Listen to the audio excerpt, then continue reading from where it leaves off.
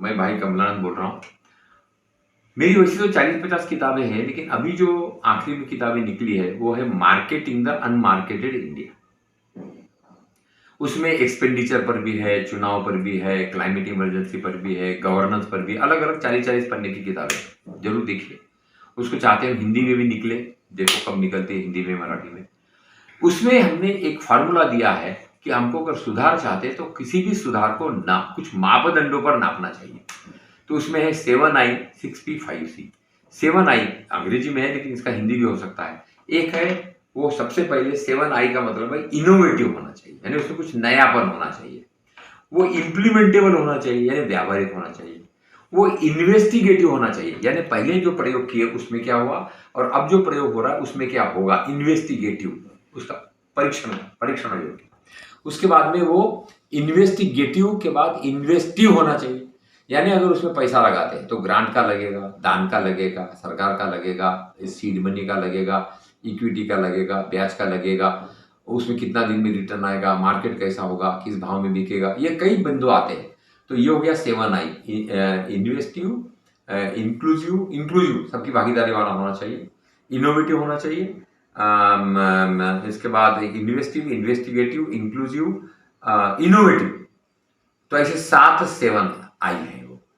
फिर आते हैं 6P, public private panchayat profitable progressive partnership.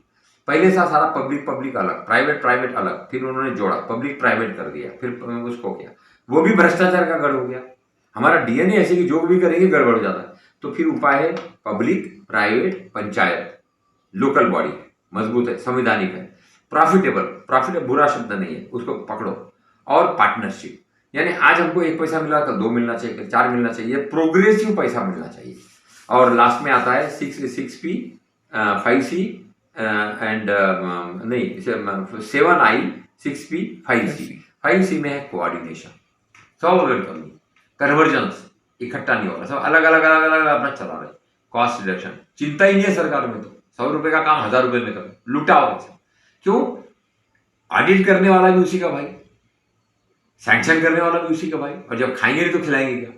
तो ये 7I 6P 5C में है कन्वर्जेंस, कैपिटल आउटपुट रेशियो, जितना पैसा लगा उसमें कितना निकला, उसका कॉस्ट रिडक्शन कितना हुआ, उसमें इसका उसका वो कितना ये हुआ, उसका क्या बोलेंगे कोऑर्डिनेशन कितना हुआ, और लास्ट में आता है उसका कि उसको कितना क्लैरिटी के साथ चला। ये क्लैरिटी के अभाव में ये गड़बड़ियां होती रहेगी और हर पीढ़ी को भोगना ही पड़ेगा।